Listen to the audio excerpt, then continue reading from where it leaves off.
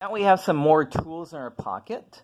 Let's try sketching a cubic. So here we have f prime of x is this cubic here.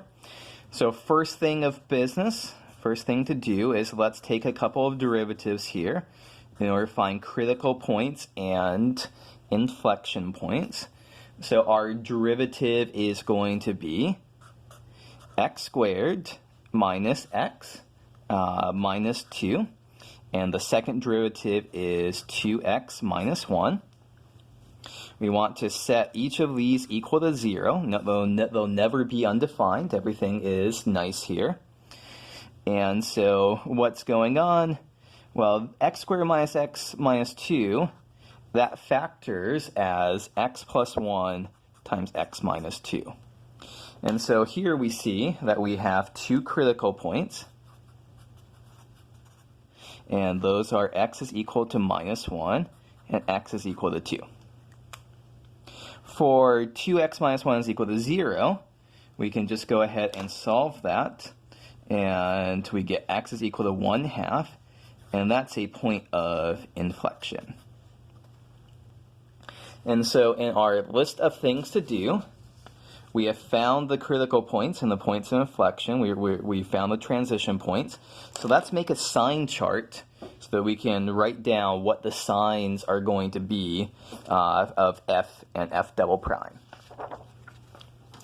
So next thing here. So what points do we have here? So minus 1 and 1/2 and 2.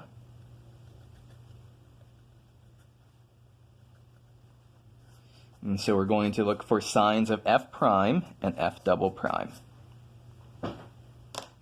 Okay, so what can we do here? Let's do f double prime first. This might be easier. So our point inflection is 1/2. Of course, technically speaking, I jumped the gun when I said it's a point inflection. We don't know it's a point inflection until we check on both sides to see that we do in fact have a sign change of f double prime at it. If we plug in a value of x as less than 1/2, we get something negative. So for example, we plug in 0. 0 minus 1 is minus 1. That's negative. So f double prime is negative down here. Note that the minus 1 transition point, that's only a transition, that's a critical point, not anything having to do with the second derivative. So everything less than 1/2, our second derivative is going to be negative. We try x values that are greater than 1/2, like 1. 2 times 1 minus 1 is 1. So for all x values bigger than 1/2, the function's concave up. Okay, so now that we've dealt with the point of inflection and the second derivative, well, let's deal with the first derivative. So we have two critical points here, so we're going to break into 3 chunks. Less than minus 1, between minus 1 and 2, and bigger than 2. Again, this 1/2, that doesn't have anything to do with the derivative. It only has to do with the second derivative. And so if we test values, if we plug in, let's say, 0 in here, so that would give us 1 times minus 2, something negative. If we test a value of x that's bigger than 2, like 3, we get 4 times 1. That's going to be positive. And then if we test something that's less than minus 1, like minus 2, we get minus 1 times minus 4 is positive 4. So we actually have positive values down here. So what have we done? We've determined signs of f and f double prime, and we've got the sign combinations all lined up. And so note that we have all 4 combinations occurring here in terms of f double prime is positive, f prime is positive, f double prime is negative. Both are negative. F prime is negative, f double prime is positive. Both are positive. So when we go to sketch our graph, we're actually going to have chunks of the graph that look like each one of these 4 things. Okay, so what else can we determine? what else can we determine here? So we see that, once again, this is an inflection point because the concavity does change there. And we can also say -1 and 2, so we see they're going to be local extrema. And we can note here, because the second derivative is negative here, this is a local max. Because the second derivative is positive here, this is a local min. And let's go ahead and plot everything that we have here. So information that we can plot. And let's kind of list out what we have here. So we know that f of -1 is 25/6, and that's a local max. I just found that we can just find that by substituting in. F of 1/2 is going to be 23/12. That's an inflection point. F of 2 is 1/3.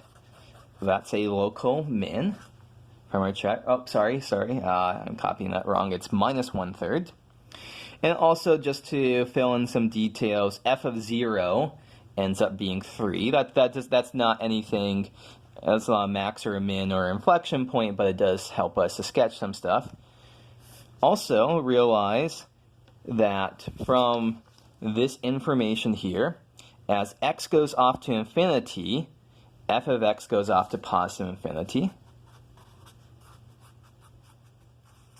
And as x goes off to negative infinity, using everything that we saw before, f of x will also go off to negative infinity. The leading coefficient here is positive, and the degree is odd. So the limit as x goes to minus infinity of f of x is equal to minus infinity. So let's go ahead and draw our picture. So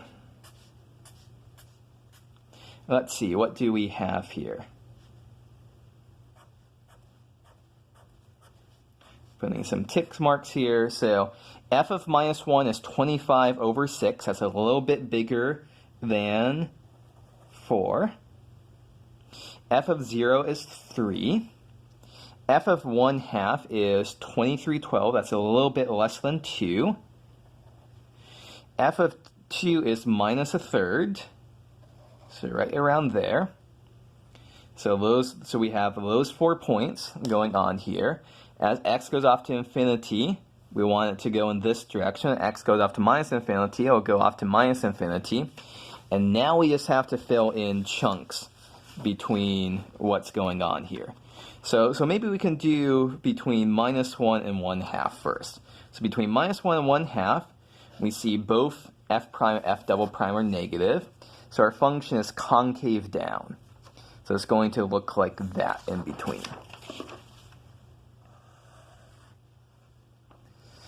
And so then between 1/2 and 2, our function is decreasing but concave up. Decreasing but concave up looks like this.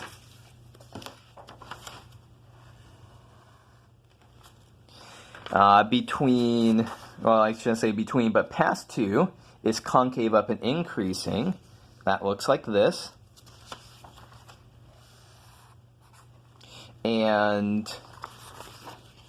less than -1, it's increasing but concave down. Increasing but concave down looks like that. And so here is our very nice sketch of what f of x looks like.